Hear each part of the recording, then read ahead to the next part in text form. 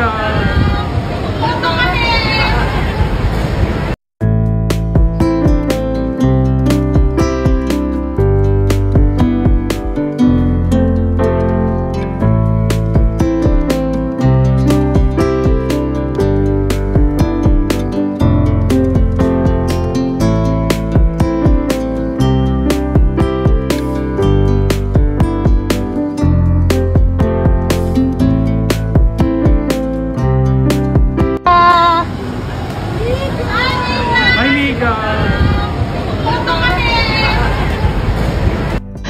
Medyo late yata pumapasok. Yes, I just saw Mika. She just came into the dressing room to say hi. She's very cute and pretty.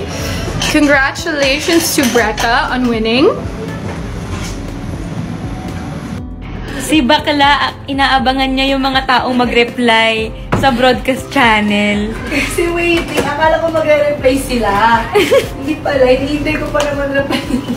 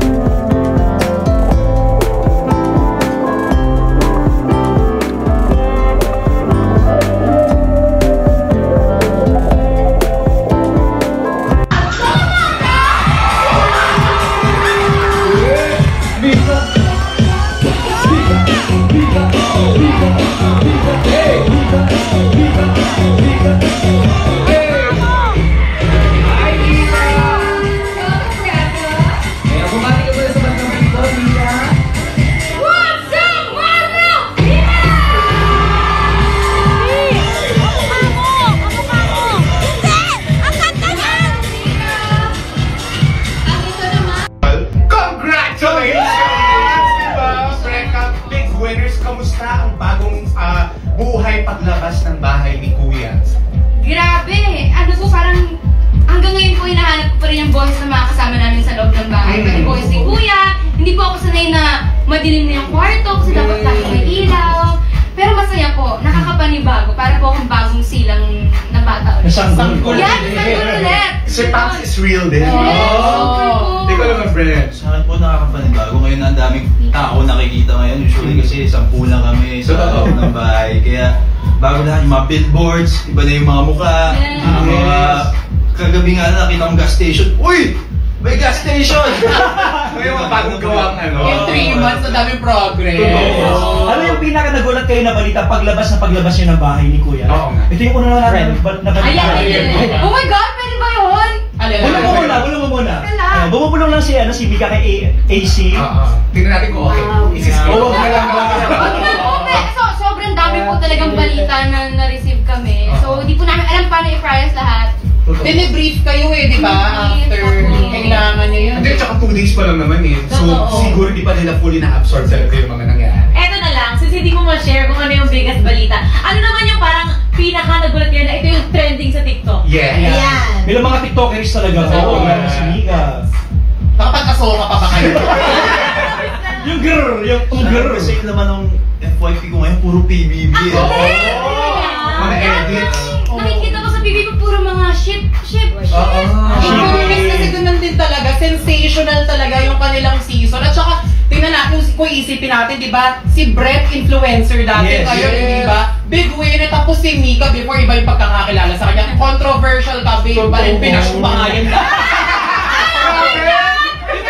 Tingnan nyo naman, hindi ba napatunayan mo ang self mo, kaya congratulations. Nakaka-proud. Sa akin talaga pinaka-tumatak talaga kay Brent at kay Mika yung handa silang magpaubaya. Nakaka-touch talaga yun na moment. Very evident yung isa sa mga very evident yung pagiging generous nila sa loob ng bahay. Yes! Bakit ganun yung nararamdaman nyo? Like, nung natalo ka sa isang task din nagbigay si Brent. Tapos yung position mo naman, willing mong ibigay kay Shula. Bakit gano'n yung nararamdaman niyo sa loob? Bakit? Siguro sa loob po kasi ng bahay, madali siyang gawin kasi kilala po namin yung mga tao nasa loob din po ng bahay. Sobrang babait din po talaga na tao nila. So hindi po mahirap sa amin if meron po kami ibibigay sa kanila. Parang kung bibigay mo po sa kanila, hindi ka masasaktan kasi deserve talaga din po. Natural siyang lumabas sa'yo. Kami naman po sa haba po ng pinagsamahan namin, parang pamilya na talaga kami doon. Kaya, di ba pag family talaga, you're willing to do anything. Kaya wala, bukas talaga kami magbigay pagdating sa Ayan. Kung sobrang genuine na ng relationship. Totoo. At dahil sa generosity ninyo, dahil sa kabaitan ninyo, congratulations! Nanalo kayo, di ba? Sa isang napaka-iconic na PBB edition. At dahil dyan, may pressure ba kayong nararamdaman ngayon bilang kayo ang unang winners, di ba, ng PBB Collab? May pressure. May corona pala sila. Oo. Mika. Meron po, sa totoo lang meron po talaga. Especially hindi ko po kasi in-expect na yung paglabas ko, yung welcome ng tao iba. Kasi in-expect ko, controversial. So hindi ko in-expect na naritin ko yung sarili ko. So pressure po yun sa akin na parang, syempre dati kahit anong gawin ko, wala na din naman, nandiyan na sa mental na yan eh. So kahit anong gawin ko, wala na, ayan, controversial naman siya eh. Ganun. Pero ngayon kasi parang kami inaalagaan. Na expectations ng mga tao sa'yo. And syempre, being a big winner is a huge thing. Before sa amin, para lang siyang token na siya. Title siya. Pero ngayon, pag nakita mo kasi yung mga tao, kung paano nila tignan yung pagiging big winner, kailangan mong gampanan din yun para sa kanila. Totoo. At saka ang dami pa rin naiinis kay Mika ngayon kasi sul-sul ka kay Mitena. Ay, oh my gosh! Sorry po. Hindi po ako yun. Iba po yun. Iba ka lang. po yun. Si Brenty naman. Siguro ngayon po, we have a bigger platform. Yun na lang yung gusto namin maging magandang halimbawa sa mga kabataan, sa mga kaedad namin. And mas mag-serve talaga na inspirasyon na huwag tumigil pagdating sa pangarap. Pero gusto malaman, ano naman yung biggest lesson or takeaway nyo paglabas nyo ng Pinoy Big Brother House? Sa akin po, talaga, kasi ang dami din namin pinagdaanan sa loob. Siguro po, huwag mong kakalimutan kung bakit, kung ano yung purpose mo talaga sa buhay mo. Kasi madaling makalimutan yun, especially sa mundo nating maingay. So ako po, nasa loob po kasi, kahit sa loob na po kami, nakakalimutan po namin kung bakit kami nandun. So kung nasan ka sa buhay mo ngayon, lagi mong isipin, bakit ka nandyan, and para saan ka nandyan. Siguro sa akin din, magtiwala talaga sa sarili. Kasi anything is possible as long as magpilihan sa sarili mo. Kahit ang daming pwede sabihin sa'yo, pero kilala mo yung sarili mo eh. Walang tatagos dyan. Kaya, alam mo yung pagsagot nila, parang sa confession room. Ganun natin, malumanay, ganun. Kuya, isip ko lang Kuya, I miss you. Isip ko lang, kahit na pinapanood namin kayo sa PBB, ang daming endorphins, nakikita ko kayo. Oo, baka may magpapagas naman kami. Kulang na tayo ng mga... Hindi mo bang matikeo? Ginanga na niya. Pero ito na kasi feeling of sobrang successful ng inyong season. Baka may gusto kayong mga pasalamatan. Go! Ayan po. Salamat po sa lahat ng bumuo ng programa. Salamat po kay Kuya. Salamat po sa lahat ng sumuporta, naniwala. And syempre po, salamat po sa pamilya namin na hindi po kami iniwan sa mga kaibigan. Salamat po sa pagchicharon niyo po.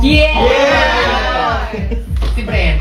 Siyempre maraming pong salamat sa bumubuo ng PBB, kay Kuya, sa mga housemates po na nakasama namin. Sa iyo, Mika, maraming salamat. Sa showtime po kasi first time po namin. Balik kayo, ang daming mga Purple Hearts dito sa ako. Kasi naman yung mga fans nyo kanina pa sila nag-aabang sa inyo. Thank you guys! Love you guys. Love you, Miss Brent. Ano ba yung... Breka. Mga fans pa. Ang dami na, di ba? O sa Purple Hearts Breka. Oh my God! Once again, maraming salamat and congratulations! But the onliners, our PBB Collab Edition Big Winners, Breka! Thank you guys! I'm happy for you. Ito na ba, onliners, ituloy na ang kasiyahan sa Showtime Live Stage! Huwag kayong aalis, magkabay pa po kami dito naman sa